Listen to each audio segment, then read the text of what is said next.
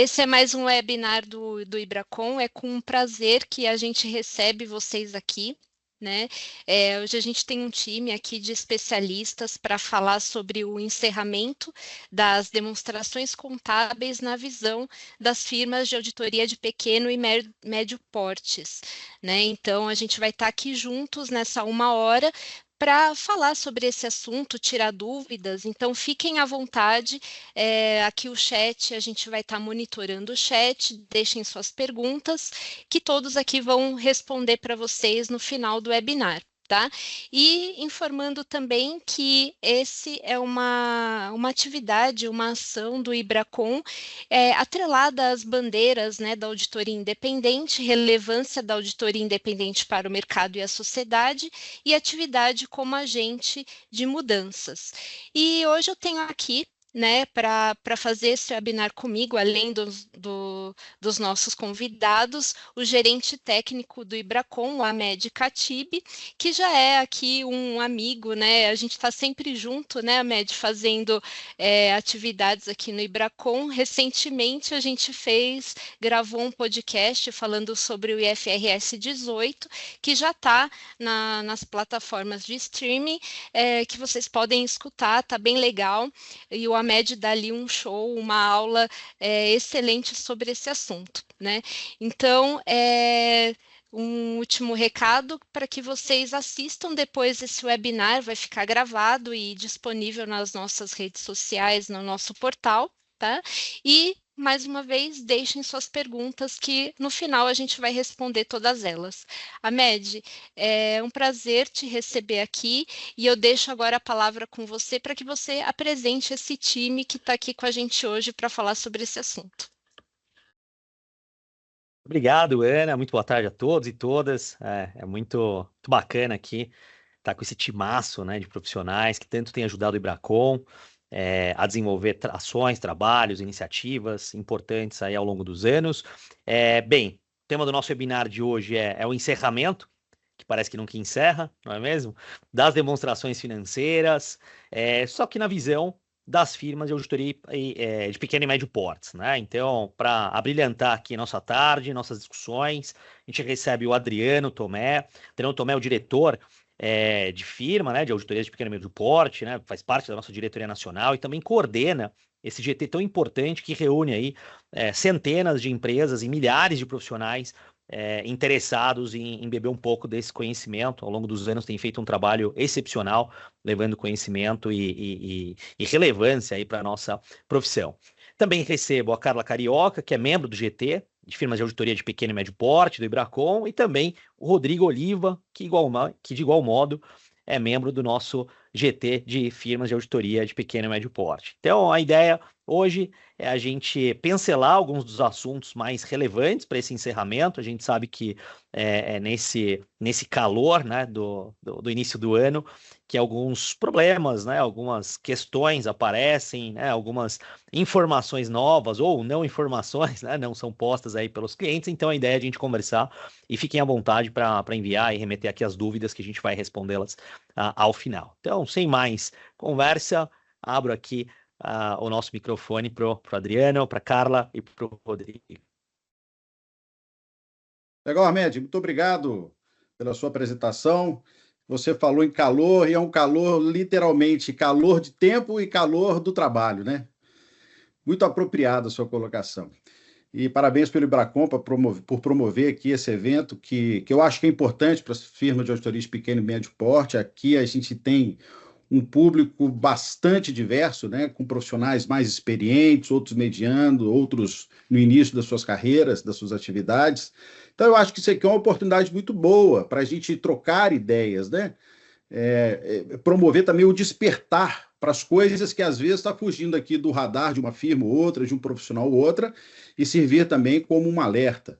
Então, por essa razão, eu acredito que esse webinar é muito instrutivo, né? E, de repente, esse tempo aqui poderá até ser pouco, escasso, né?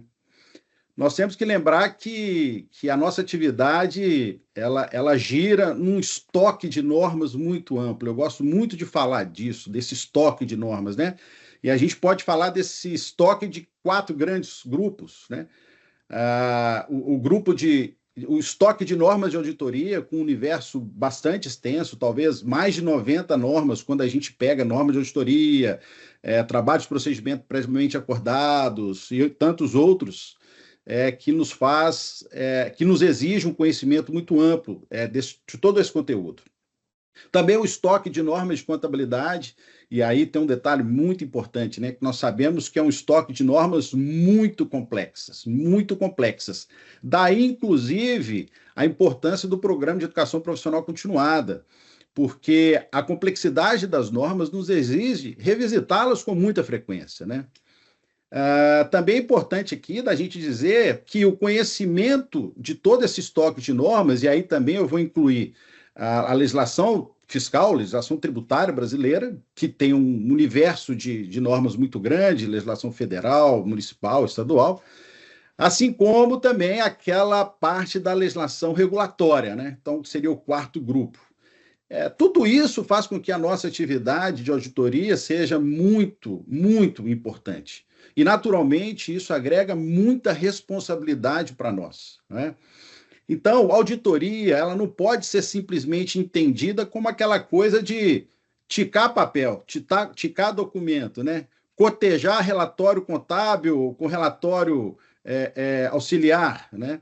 Muito mais do que cotejar, amarrar, depende muito do jargão ou da palavra que as firmas adotam, né? Mas é muito mais do que isso, né, gente? As normas de auditoria atribuem a gente uma responsabilidade muito grande. E se não bastasse todo esse universo complexo, a gente tem ainda que conviver com a escassez de prazos, né? O cliente, ele quer tudo para ontem. E nós sabemos como que funciona a pressão dos clientes com relação a tudo isso. Nós sabemos que muitas vezes ele demora a entregar as informações e quando eles entregam, eles querem o nosso resultado logo em seguida. Mas é importante alertá-los sobre o caminhão, vou usar esse termo aqui, de normas que nós temos que cumprir, que é exatamente esse estoque de normas, né? Quero aproveitar também essa introdução aqui, já antes dos meus colegas de painel aqui também comentarem, dizer que a gente não pode dizer do encerramento apenas sem falar da fase inicial, que começa lá com o pedido da proposta e a emissão da proposta, né? Isso porque é importante, lá naquele primeiro momento, nós entendermos o propósito da auditoria. Essa é uma fase muito importante. Decidir se a gente vai aceitar ou não vai aceitar aquele cliente. E esse entendimento na fase crucial, ele pode ter um reflexo muito grande exatamente agora, nesse momento que nós estamos, né? E para isso nós temos aquela resolução NBCTA 210, que dá algumas instruções. E aí já começa a destacar uma norma que a gente tem que ficar atento a elas, né? Então, a título de ilustração, eu diria até um exemplo bastante interessante que eu convivi com ele, que diz sobre certa oportunidade, eu fui apresentar uma proposta para o cliente, fui lá fazer aquela conversa inicial com ele, entender o que eles precisavam, etc, etc. E aí eu fiz uma pergunta para ele, que foi o seguinte: olha, quais são as políticas contábeis que vocês adotam? Vocês adotam políticas contábeis para empresas de pequeno e médio porte, né, o CPC para PME, ou vocês adotam aquele conjunto de normas, né? Normas individuais ali que formam todo o conjunto dos CPCs, vamos assim dizer. Ele simplesmente não soube responder. E aí a resposta pequena que ele me deu me preocupou bastante, porque ele disse assim: não sei, porque quem fez as emoções financeiras foi o auditor. Aí, meu amigo, eu até tremi, te confesso, né? Então isso foi um alerta importante que eu tive lá na fase inicial, já na apresentação proposta, que eu com certeza iria refletir no meu fechamento, né?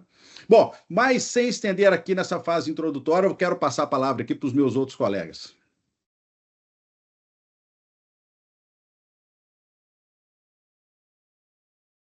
Boa tarde, pessoal. Primeiramente, queria agradecer a todos aí pela participação nesse evento, parabenizar o Ibracon por essa iniciativa, que eu acho que a gente tem que dividir um pouquinho aqui a nossa realidade, né, de pequena e média firma de auditoria e os percalços que a gente corre aí para atender todos os clientes com excelência, com qualidade, né? E também zelar por toda a nossa bagagem aí e compromisso da profissão de auditoria, né? Assim como o Adriano comentou, acho que um dos grandes desafios que nós temos, né, é transferir para os clientes que, de repente, os empresários que não estão por dentro das normas de contabilidade, de auditoria, desse mundo que a gente é tão simplório para nós, porque a gente vive isso dia a dia, né? A exigência, né? O teor das regras, das normas, do porquê que nós somos céticos, do porquê que a gente pede evidências, do porquê que a gente faz um trabalho que muita gente acha que é um trabalho chato de pedir documentação, não acreditar simplesmente num discurso, né? Tudo porque a gente tem que zelar pelo arcabouço de normas, de legislação, que o Adriano muito bem comentou aqui, que nós temos muitas normas para serem seguidas e cumpridas ali, né? E o que é difícil mostrar para terceiros, que antes mesmo de nós fecharmos um trabalho, de ter ali honorários, de ter fechado uma proposta, nós já estamos praticando auditoria, né? As normas requerem que a gente faça o trabalho de aceitação, entende o diagnóstico, né? Entende onde o cliente está envolvido, quais são as normas que ele está inserido, se vou ter condições de atender esse cliente, se é uma atividade que eu tenho um domínio, eu tenho uma expertise, se eu não tenho que declinar, rejeitar um trabalho. Então, antes mesmo da gente começar a vender, a estar prestando um trabalho, eu já estou executando um trabalho de auditoria, de entender o negócio, o nicho de atuação, se tem algum órgão regulador por trás disso. Então, é muito desafiador, né? Esse nosso papel de auditor. E nós precisamos cada vez mais mostrar para a sociedade a importância da auditoria, né? Acho que o Ibracon tem feito um brilhante papel com as bandeiras para mostrar para a sociedade de maneira geral qual que é o papel do auditor, né? Qual que é o rigor da nossa profissão. Então, a nossa ideia aqui hoje é, no decorrer aí, a gente trocar um pouquinho dessas dificuldades que a gente vivencia, né? E pensar como que a gente pode aprimorar e compartilhar ideias aí.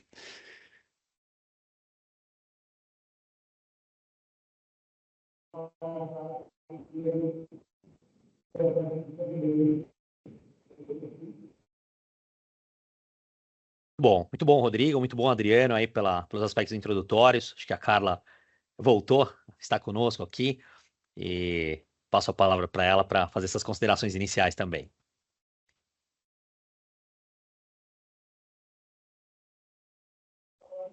Pois é, tive um pequeno problema de acesso aqui, mas já retornei. Só me confirma, por favor, Matt, está tudo bem também? Está me ouvindo bem? Estamos te ouvindo muito bem. Ah, perfeito, então. Pessoal, boa tarde, né? É uma satisfação estar aqui hoje presente no webinar. E a ideia, como eu estava ouvindo, inclusive, né, o Rodrigo comentando e o Adriano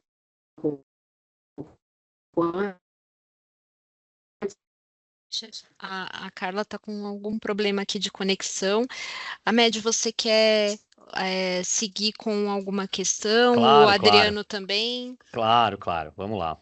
Reforçando aqui o que o Adriano e o Rodrigo comentaram inicialmente, eu acho que, por mais que a gente pense, né, nas firmas de auditoria de pequeno e médio porte como algo mais simplório, a gente sabe que todo o planejamento, a aceitação dos termos do trabalho, a concordância com os termos do trabalho, os procedimentos que são executados, os testes que são executados, são igualmente grandes e complexos também, a depender, obviamente, da disponibilidade, né, dessas informações por parte dos clientes.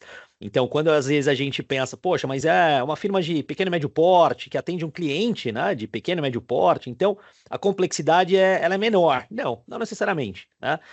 A gente tem centenas de companhias, de empresas, milhares e milhões de empresas, né, de pequeno e médio porte, que estão aí tocando o dia a dia e registrando seus acontecimentos econômicos e que precisam ser auditados, né? Então, estar atento à legislação tributária, estar atento a esse emaranhado de normas e principalmente, né, ter a segurança, entre aspas, né, ou assegurar a mesma, né, de que as informações foram registradas de maneira correta é um desafio talvez tão grande quanto daquela empresa maior ou mais bem estruturada, né, que a gente chama de grande porte. Então, eu faço coro aqui ao que o Adriano e o Rodrigo comentaram, porque realmente de todos os grupos, né, que a gente acompanha, no Ibracon, talvez o grupo de firmas de pequeno e médio porte seja o que mais possui diversidade, né, em termos de cliente, em termos de complexidade, em termos de tratamento, né, e cuidado, né, com os dados que são fornecidos, né? Então, acho que essas palavras iniciais são muito relevantes.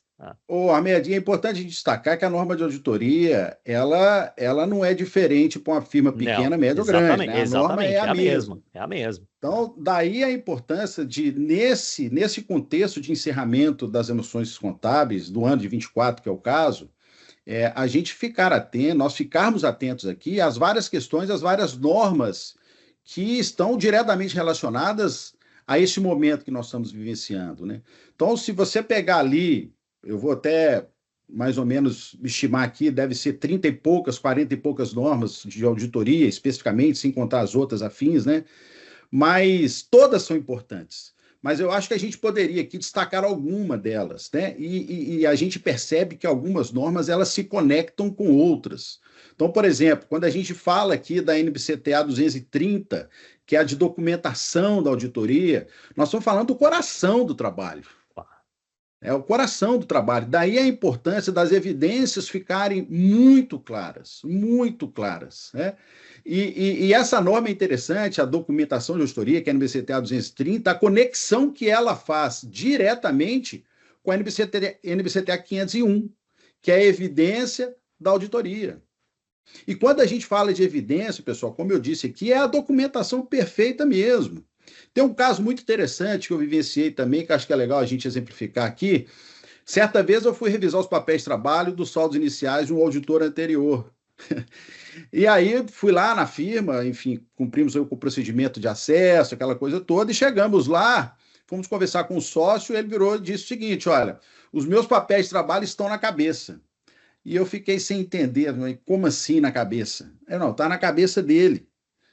Ou seja, ele não registrava os papéis, ele não registrava em papéis de trabalho as evidências que ele coletava ao longo da auditoria dele. Então, assim, é uma coisa absurda, mas que de fato acontece. E nós temos que ter todo esse cuidado com esse coração do trabalho, né? Tem um ponto importante também, que é consideração de leis e regulamentos, que é a NBCTA 250, que é uma norma também que eu destacaria, face à importância que nós temos que ter em relação, inclusive, com aquele estoque de normas.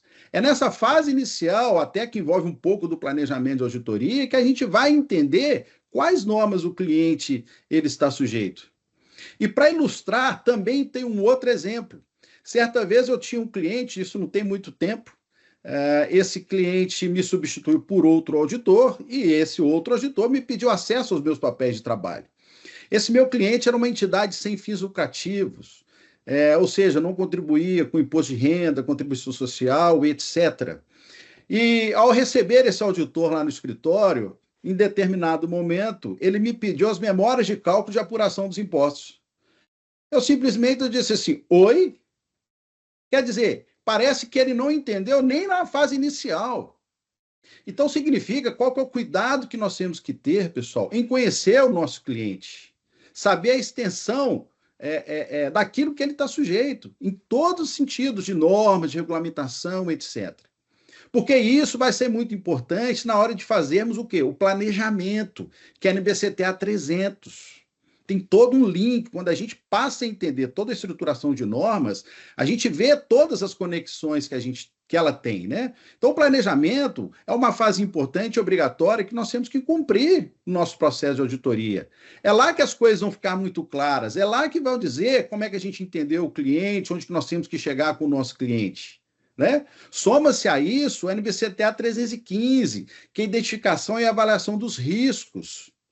Essa norma é muito importante. Ela é muito importante por quê? Porque é aqui que nós vamos direcionar o trabalho, nesse momento do encerramento, para a gente dedicar energia, gastar energia naquilo que é importante. É nesse momento. Então, daí um planejamento bem feito, uma identificação e uma avaliação dos riscos que são importantes, um direcionamento do trabalho. Com isso, pessoal, a gente tende ao quê? Cumprir o trabalho dentro do prazo programado, dentro das horas que foram estimadas e que nós vendemos para o nosso cliente.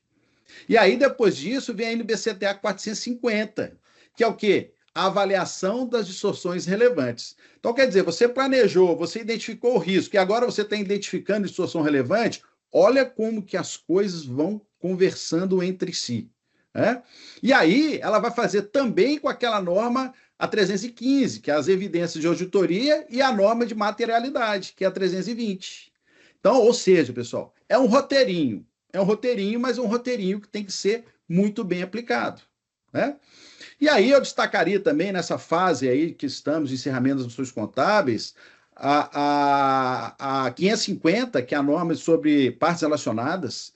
Muitas vezes o cliente não entende a importância de uma divulgação correta das partes relacionadas. Ele até, de certa maneira, acho que ele até banaliza, sabe? A questão das partes relacionadas. E aí a gente tem que chegar, tem que instruir, tem que explicar a norma, aquela coisa toda, etc. Uma outra norma também que eu chamaria muita atenção nessa fase de encerramento das funções contábeis é a 570, que fala sobre continuidade operacional.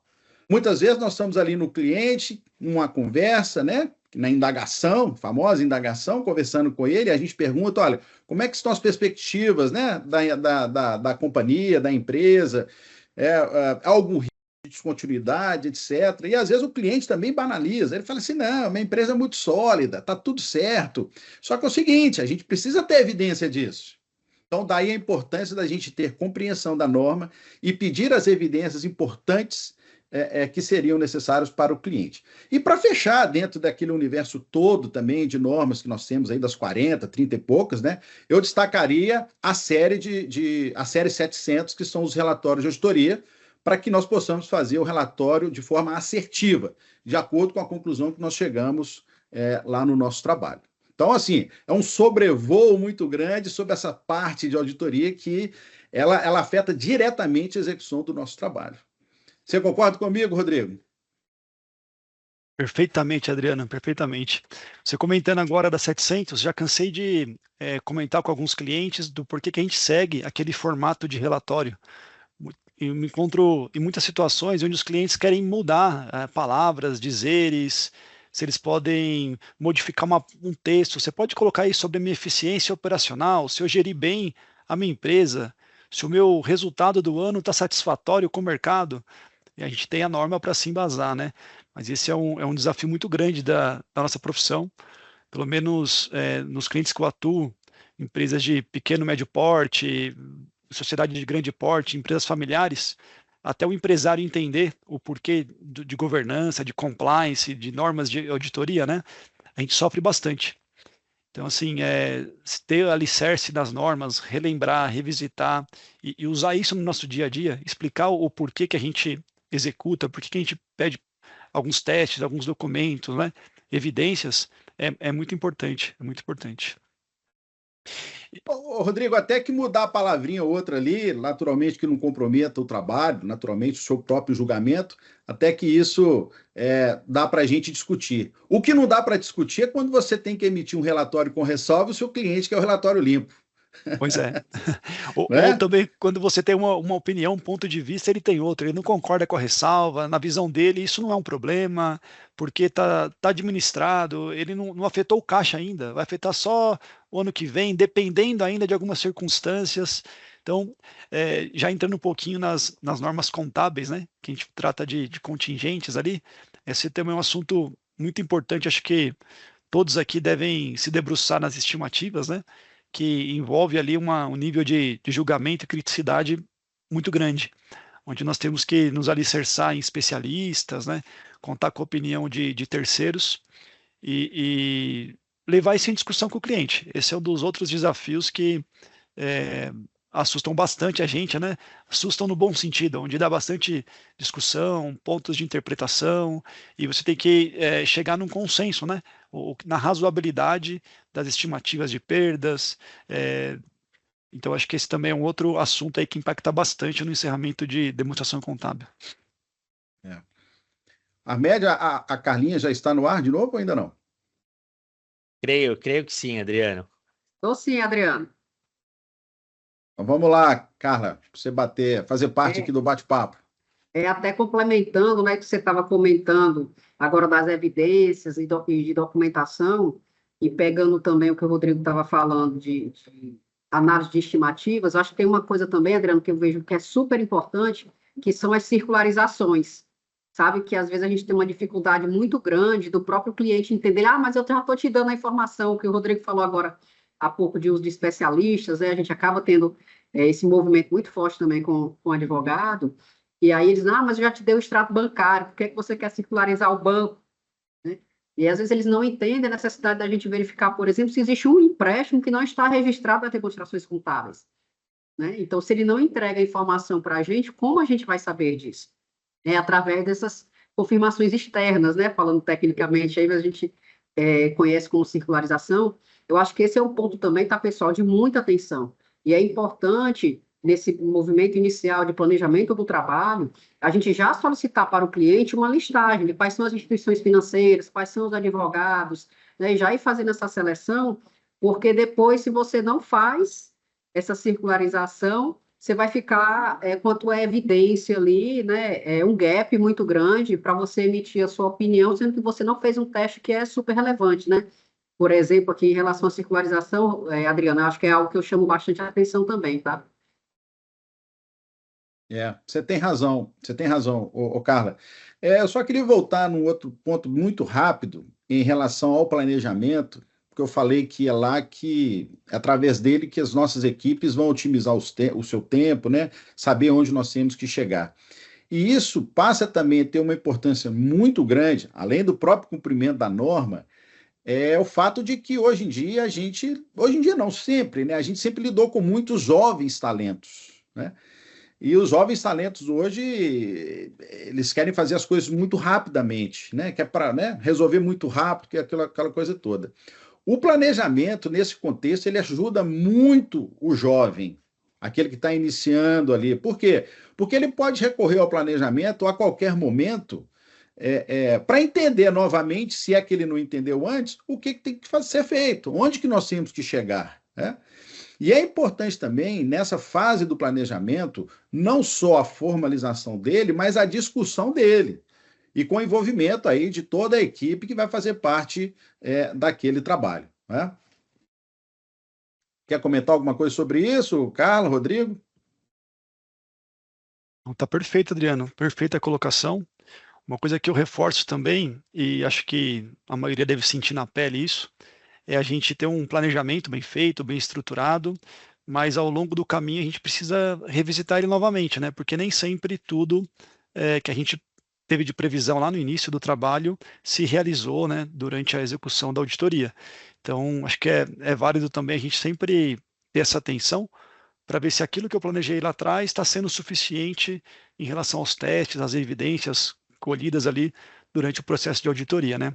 Ele é um organismo que a gente não pode esquecer dele, não é para fazer um planejamento só lá na aceitação, depois que fechou o trabalho e no momento inicial. A todo momento ele tem que ser revisitado e melhorado, ajustado, a depender do que você encontrou ali de situação na auditoria. Perfeito, acho que é isso mesmo, Rodrigo. O planejamento é algo dinâmico, né? É algo vivo. A gente tem aquele direcionamento inicial, aqueles procedimentos.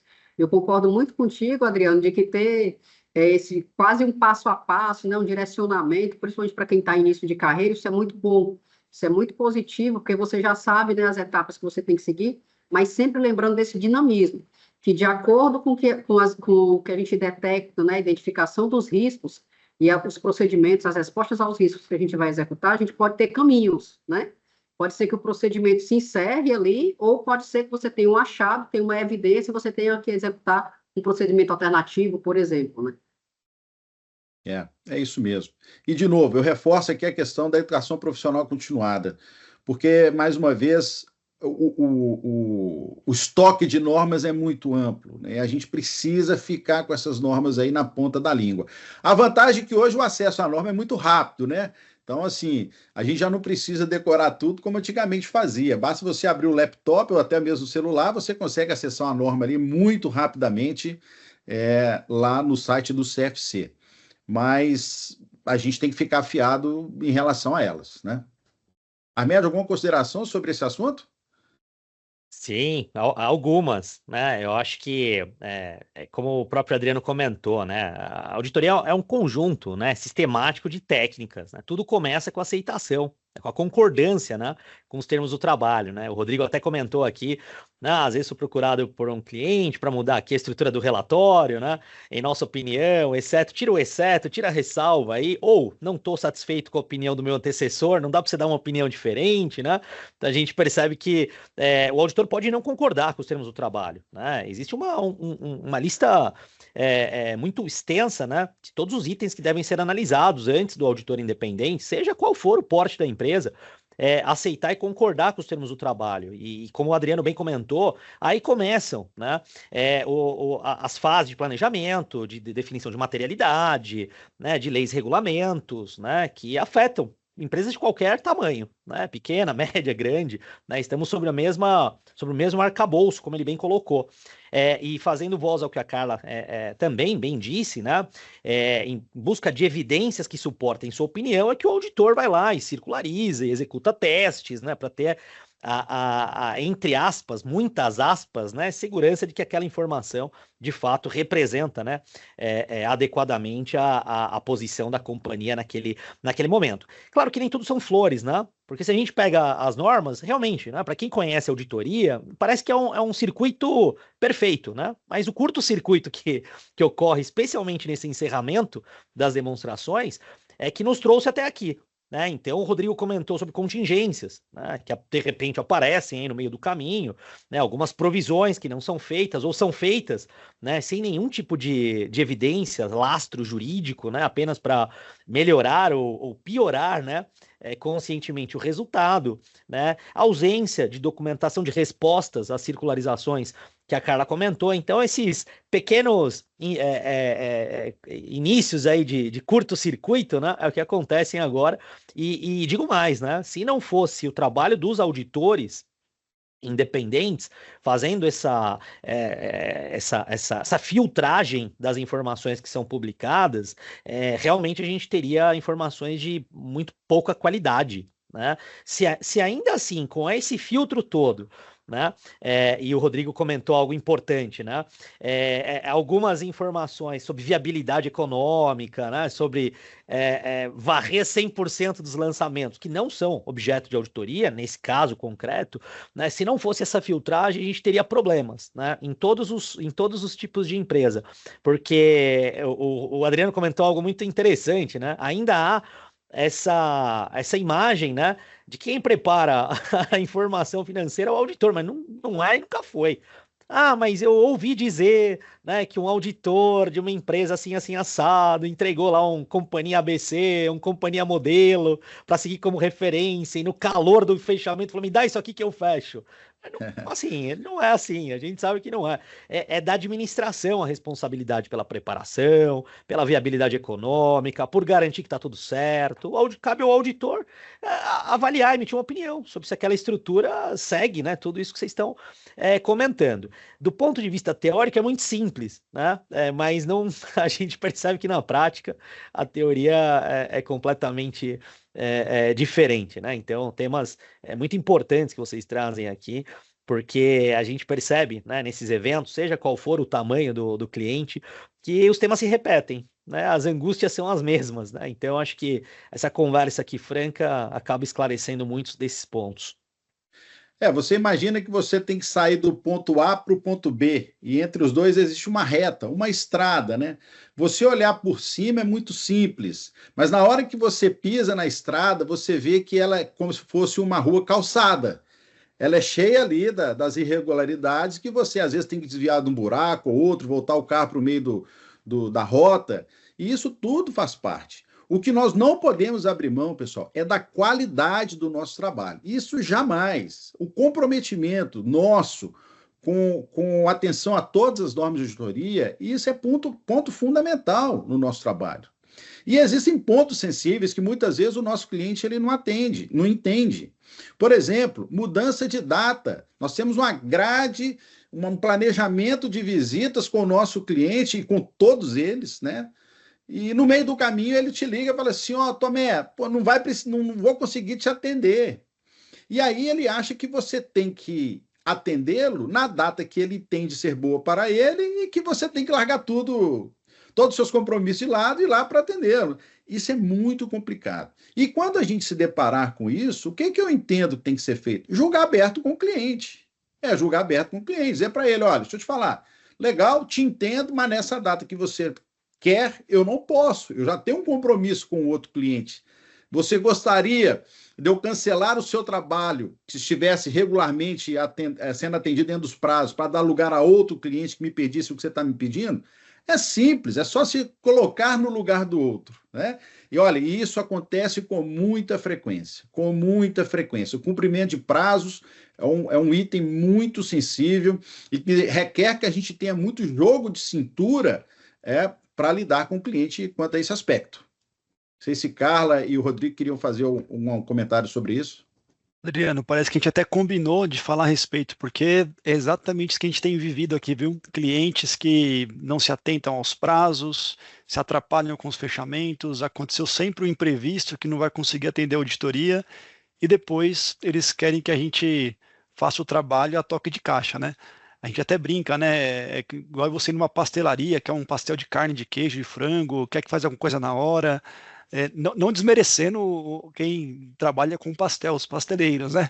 Mas não é assim que funciona a auditoria, né? Eles têm que entender que a gente tem uma agenda, a gente tem um cronograma, a gente tem equipe alocada em projetos e dias que você atrasa, de repente não é nem uma semana inteira, dias, já compromete todo o seu planejamento, a sua organização ali. Então, a gente sofre bastante com isso. Não sei como que a Carla atua lá com os clientes dela, mas o que você comentou é a nossa realidade aqui também, viu? Mas com certeza, tá, Rodrigo e Adriano, é a realidade que a gente passa também. Ou do cliente atrasar e quer manter o prazo final, porque tem a reunião com o conselho e precisa cumprir, né? Ou tem que enviar o relatório para um banco. Então, aí é uma questão de planejamento também, né? Ou, eu não sei se vocês passam também, o refazimento. O cliente já te manda as informações, manda tudo, aí, eu esqueci uma coisa, você está ali no começo do trabalho, aí manda um balancete, aí você refaz novamente, eu esqueci outra coisa. Então, esses refazimentos também, eu não sei se vocês passam por isso também, mas é algo que para a gente é como um novo início, né? Para entender por que mudou, o que estava errado, qual é o impacto, né? Então, eu acho que quando é por um erro que a gente detecta, e ele vai reabrir, pelo menos a gente já documentou. Mas eu acho que tudo isso está interrelacionado, né? Do prazo para o fechamento do balancete é algo que é relevante e que impacta o prazo para a gente emitir nosso relatório também. Senão a gente fica aqui num sanduíche tremendo, né? E isso é aqueles clientes recorrentes, né, Carla?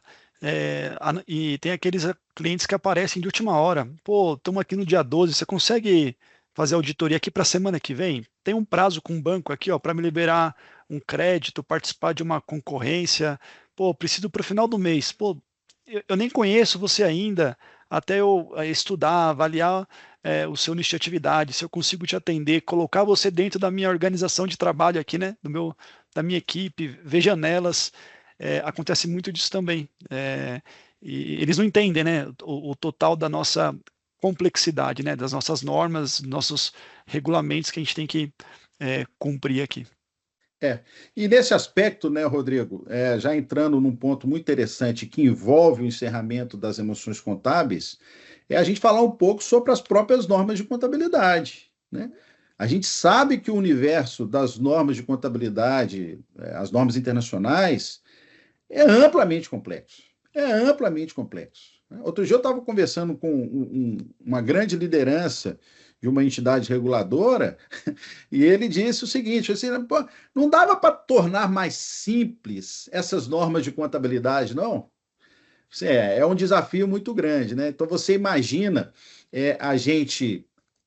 essas normas que muitas vezes elas caminham para um ponto de julgamento, e quando o julgamento do auditor é diferente do julgamento do preparador. É muito complicado, então, quando a gente vai discutir a complexidade dessas normas, né? Então, quando a gente olha também o rol de normas de contabilidade, não estou falando nem a norma de contabilidade para pequenas e médias empresas, a 1000 lá, né? Eu estou falando as outras, as demais, né? Vou falar aqui o CPC Full, são extremamente delicadas, são temas muito complexos, né? Daquele universo, e no momento que nós nos encontramos olhando encerramento sobre demonstrações financeiras, que é a pauta nossa aqui, eu destacaria 3 normas: o CPC 24 sobre eventos subsequentes, porque muitas vezes tem coisas que acontecem depois do dia 31 e que tem que estar lá antes do dia 31 na contabilidade, e muitas vezes o cliente ele deixa passar, ele não fica atento, seja uma questão de um ajuste, seja uma questão de uma divulgação, seja alguma coisa relevante que aconteceu, e aí isso pode impactar sobremaneira o encerramento, né? Quem faz revisão aqui trimestral fica muito, digamos assim, desconfortável se, na revisão do primeiro trimestre do ano seguinte, ele detecta alguma coisa que aconteceu que deveria estar ajustado lá no dia 31 de dezembro. Então, evento subsequente é uma norma que eu gostaria muito de chamar a atenção aqui, porque além da norma de contabilidade de eventos subsequentes, tem também a norma de auditoria de eventos subsequentes, são as duas coisas, né? Então, andar com as duas juntas aqui, eu acho que é uma sugestão bem legal para ficar atento no encerramento dessas demonstrações contábeis. Uma outra que você também já mencionou rapidamente, Rodrigo, foi o CPC 25, né, de provisões, passivos contingentes, ativos contingentes. Também é uma norma que sempre causa muita discussão no encerramento. A gente sabe que tem cliente que ao longo do ano, com as revisões que a gente vem fazendo, seja um trabalho de visita ínter ou pré-fechamento, a gente já até conhece aquele cliente que quer deixar tudo para a última hora, para deixar lá no momento de 31 de dezembro para discutir a provisão que tem que ser reconhecida, o tamanho daquela provisão, a adequação dela, e esse tipo de situação costuma causar muito atrito entre nós e o nosso cliente. E uma outra terceira que eu também gostaria de destacar é o CPC 48, né, de instrumentos financeiros. Também é uma norma de contabilidade importante, os efeitos dela, a complexidade dela é enorme. Às vezes a norma não é muito clara do que é um instrumento financeiro, embora ela traga uma conceituação, mas você olhar com o instrumento financeiro de acordo com a característica de cada cliente é muito desafiador. Então é uma norma também que, para quem quer adotar norma ou conjunto de CPC full, é importante ficar atento. E aí, né, pessoal, se a gente tem aquele cliente que adota CPC PME, né, pequenas e médias empresas, a coisa fica mais fácil, teoricamente. Embora também é uma norma muito complexa, ela também tem os requisitos de aplicação dos assuntos que são cuidadosos, vamos assim dizer, para ficar no radar do preparador ali. E do auditor, a mesma coisa, né? Então, esse conhecimento do que CPC full, CPC PME é extremamente importante. E aí, um checklistzinho aqui na hora de fazer a nossa auditoria, concluir a nossa auditoria, pode ajudar bastante, tá bom? Então, assim, a aplicação dessa complexidade toda, gente, gera um ponto muito sensível lá no final do trabalho, que é quando a gente vai apresentar o relatório para ele. E nós temos que evitar, e aí também deixo essa sugestão aqui, evitar surpresas para o cliente. Se no decurso do trabalho a gente já for detectando assuntos relevantes que impactam a demonstração financeira ou o relatório do auditor, nós já temos que ir criando os alertas para o cliente, para ele não ser pego de surpresa. E ele tomar as providências, as decisões dele, dos caminhos que ele quer seguir.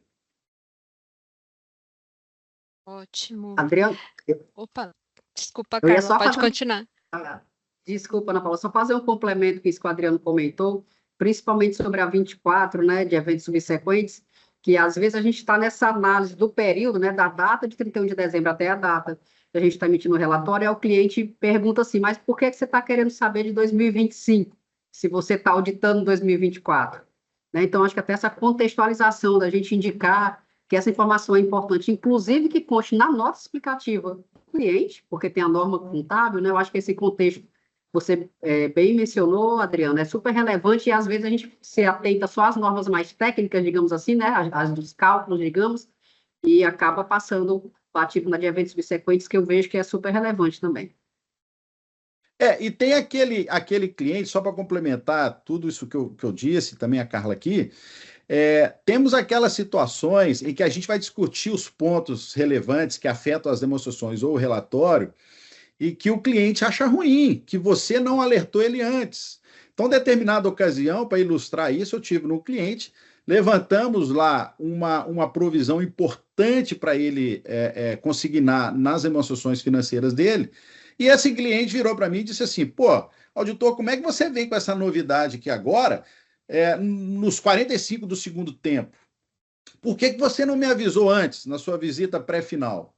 Né? Eu poderia argumentar várias coisas para ele, mas a principal que eu disse para ele foi o seguinte, rapaz, você não precisa de auditor para dizer o que você tem que fazer na sua contabilidade. Independente de auditor. Existe um tipo de obrigação, um tipo de provisão que você tem que contabilizar. Você não precisa do auditor te avisar previamente. Então, até esse tipo de coisa a gente tem que lidar no nosso dia a dia, mas também temos aí o jogo de cintura para desvencilhar desses desafios, né? Ótimo, ótimo. Eu estava aqui vendo a questão do tempo, né? A gente tem aqui 13 minutinhos para finalizar o webinar, para a gente ser pontual aqui, e no chat tem muitas perguntas, né? Eu já até separei algumas aqui, o Ahmed vai começar essa sessão de perguntas, né? E então, Ahmed, fique à vontade, tem muitos aí, está chegando bastante aqui. Então, fique à vontade para perguntar aqui para os nossos painelistas. Legal, excelente. Bom, recebemos algumas perguntas aqui, eu selecionei uma boa parte delas para a gente debater. Uma das perguntas é a seguinte, do Sérgio Corrêa Barbosa. O padrão internacional tem uma única norma de contabilidade para PMEs. O Brasil vem flexibilizando, criando NBCs para microentidades, pequenas empresas e médias empresas. Isso, ao meu ver, reduz a qualidade do padrão. Qual a opinião de vocês? E aí, lembrando, né, Adriano, que venderam para a gente lá em 2007 que essência econômica em detrimento da forma jurídica seria muito mais fácil, né? Infelizmente, no nosso país, nós temos essas jabuticabas, né, que vão surgindo aí, plantadas e dando frutos, né?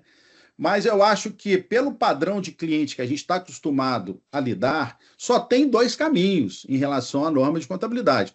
Ou é contabilidade para pequena e média empresa, que é uma contabilidade, digamos, muito robusta, de novo, muito complexa, ou então o conjunto de normas internacionais de contabilidade, que é mais robusta ainda, né? Então, assim, nós temos dois caminhos.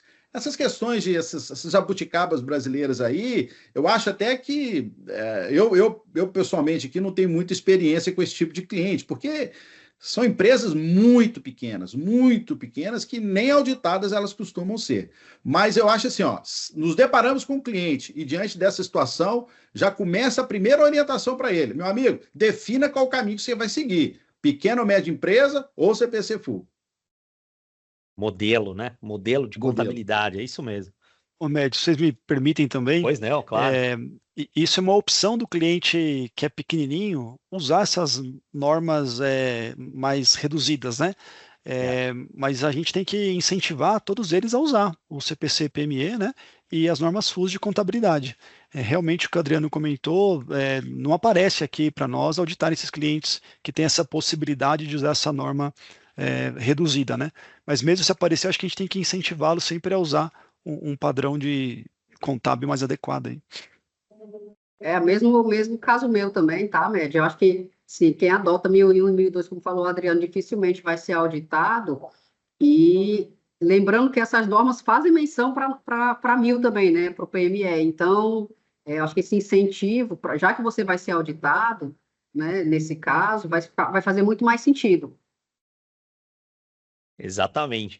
O Matheus Rodrigues faz a seguinte pergunta. Aliás, essa pergunta aqui, ela serve para pequena, para média, para grande, para companhia aberta, e eu gostaria de ouvir a opinião de vocês. Como é que vocês vão sair dessa? Como podemos demonstrar à empresa a importância de detalhar cada ponto nas notas explicativas para garantir transparência, conformidade contábil e melhor compreensão das demonstrações financeiras, né? O pessoal esquece que nota explicativa é parte integrante das demonstrações, faz um copy-paste lá da norma e vida que segue, né? Mas como é que vocês fazem para sensibilizar os seus clientes quanto a essa importância? Assim, a depender, Armés, do cliente, etc., aí tem que ir para o caminho da ameaça, né? O que eu quero dizer? Meu amigo, você tem uma norma, você tem que seguir a norma. E a norma requer critérios de divulgação. Certa vez eu participei de um evento e uma participante lá, ela fez uma pergunta. Aliás, ela fez uma sugestão. Ela disse assim: Adriano, puxa vida, vocês poderiam fazer um treinamento, um curso sobre notas explicativas. Eu falei assim: ah, legal, a gente pode pensar nisso aí. Aí ela complementou: mas é porque a gente não encontra conteúdo, onde orientações do que divulgar, como divulgar tal. Eu disse para ela: olha, não, eu acho que é o contrário, eu acho que a norma de auditoria, a norma de contabilidade, desculpe, ela é muito clara.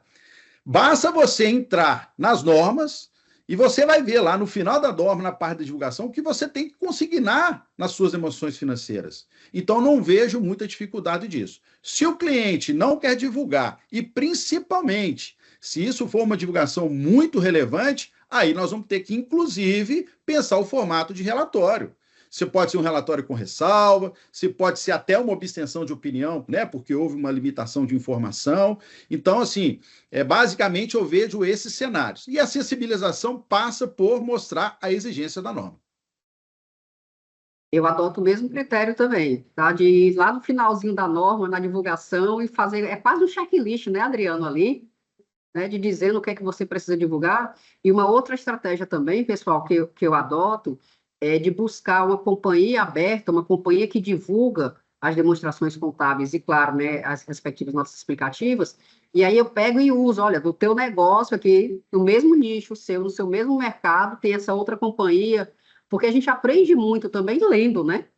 Então, você pega as demonstrações, outras notas explicativas já elaboradas e você diz, olha, mas está vendo? Aqui na norma, na parte de divulgação, indica que tem que fazer, incluir essa informação. Tem aqui um modelo, digamos assim, né, uma informação de mercado que também tem essa informação. Então, eu também faço esse caminho, né, de apoiar, dizer, ó, lê essa outra nota explicativa aqui, lê essa norma, eu acho que é um caminho bem bacana, porque você está mostrando que é obrigação, né, está na norma. E por incrível que pareça, só quero complementar com uma coisa aqui, isso pode parecer um tema simples, mas não é, pessoal. E eu vou aproveitar e pegar o raciocínio da Carla em relação aos modelos. Eu acho que é um caminho muito legal você se basear em algumas coisas que foram divulgadas, mas tem que ter cuidado com o Ctrl-C, Ctrl-V, né? Certa vez eu fui auditar um condomínio e na hora que eu fui ler as notas explicativas, aquela parte que fala sobre políticas contábeis, ele estava falando que ele adotava as normas de contabilidade full, além das normativas da CVM. Eu estou falando um condomínio de prédio, coisa pequena. Então, assim, mal para quem? Para o preparador e mal para o auditor. Um porque não sabe que o Ctrl-C e Ctrl-V que ele fez. E o auditor porque não soube dizer para o cliente dele o quanto aquilo estava errado. Muito bom. Tem mais uma pergunta aqui. Espero que não seja uma saia justa. E espero que, né, a resposta não seja deixa que a gente faz. Como proceder com um cliente que enrola para emitir a minuta das demonstrações contábeis? E aí, o prazo está acabando, não vai pagar overrun para vocês. E aí, como é que vocês saem dessa? É tema contemporâneo, hein? Encerramento mesmo. Contemporâneo. E acontece toda hora, né? Toda hora a gente se depara com isso aí. Bom, primeiro é dizer para ele, ó, meu amigo, você está atrasado. E documentar, gente, um e-mail. Isso aí. Esse é o ponto, é documentar para depois ele não julgar a culpa em cima de você. Né? Então, documenta, leva o assunto para a administração, né? Estabeleça novos prazos com ele, veja aqueles novos prazos, como é que eles se encaixam nos seus prazos também, né? As suas obrigações, né? E diz para ele o seguinte, meu amigo, tá bom, se atrasou, nós estamos combinando um prazo aqui, mas lembre-se que eu também preciso de prazo. Não significa que você entregou a demonstração financeira hoje e que eu tenho que já te entregar amanhã, não, porque eu tenho todo um processo aqui de revisão interna. Eu tenho que checar a aderência das suas divulgações, dos seus números, com muitas outras informações, né? Então, eu acho que esse é um ponto delicado, acho que a gente tem que documentar e comentar, inclusive, com a alta administração.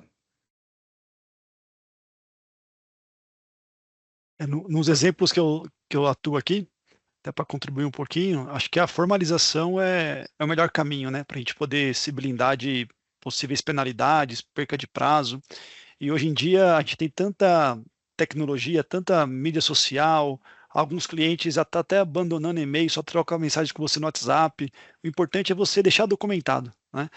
Não ficar só na fala, só numa call, passa um e-mail, manda uma mensagem. Acho que isso é extremamente válido aí para lá na frente não virar contra você, auditor, essa perda de prazo, né? Eu indico logo no começo do trabalho, você já enviar um e-mail, né, indicando quais foram os prazos acordados para recebimento dos balancetes, das informações, para entrega do relatório. E aí, no caso desse, a média do cliente não entregar, de você indicar, olha, o prazo que você me deu é esse, e aí o meu prazo de devolução do relatório é esse outro prazo. Se você não cumpre o seu, eu não cumpre o meu, né? Eu acho que esse é um caminho, e o que o Adriano ressaltou de levar para a alta administração também é importante, né? Você vê quem é a alçada superior, porque às vezes você está ali no meio do caminho, está com alguém intermediário, e quem está em cima numa diretoria não, né, não está sabendo ainda da informação e vem te cobrar. Então, eu acho que, inclusive, você saber formalizar, como até comentou o Rodrigo também, é muito importante, e você saber quem você coloca em cópia também, nesse meio, né? Quem são pessoas relevantes também, para estarem cientes da situação que está de atraso. É verdade. Bom, nos 3 minutos que nos restam, eu vou consolidar 2 perguntas que chegaram sobre tecnologia, né? E puxando o gancho do que o Sérgio Correia Barbosa comentou sobre IA.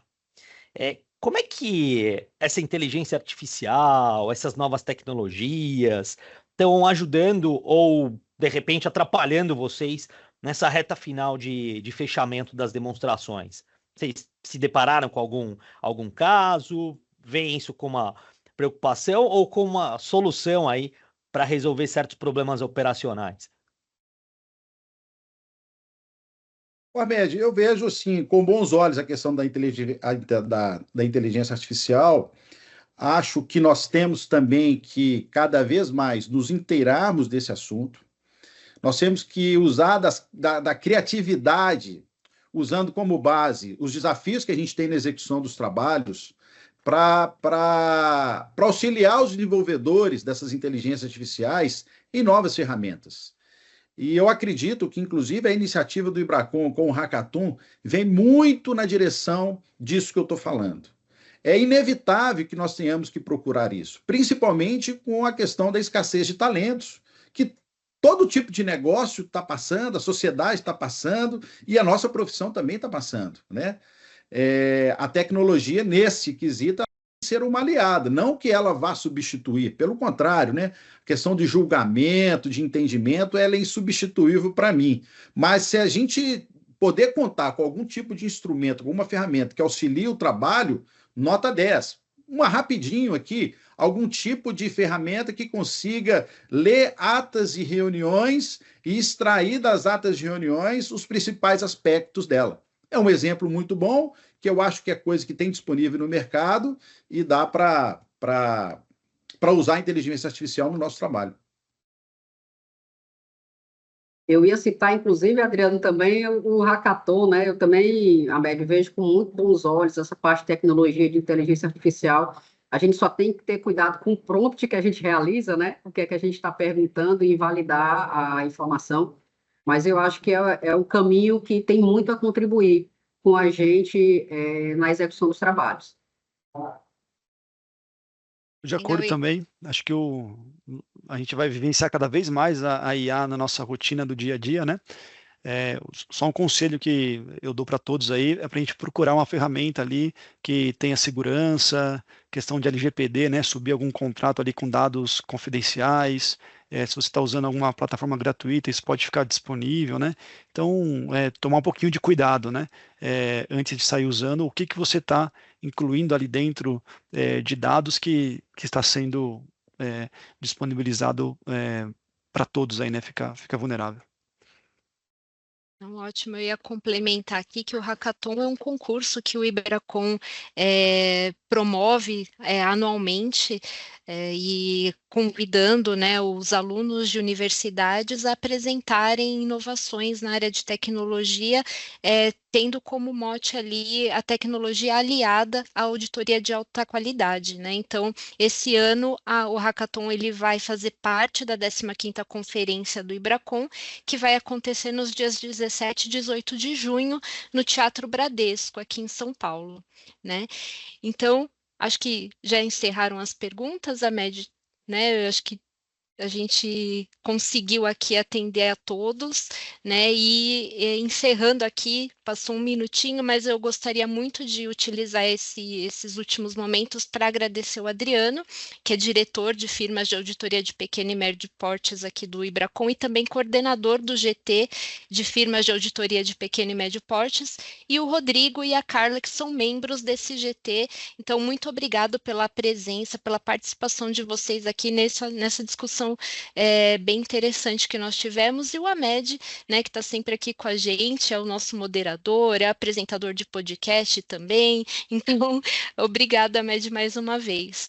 E a todos, né, esse é um assunto bastante relevante, então dia 19/2 a gente vai ter um outro webinar falando sobre pontos de atenção no encerramento das demonstrações contábeis de 2024, que estarão presentes, né, nesse webinar os coordenadores da CNNT, CNC e CNA do IBRACON, então façam a inscrição para participar.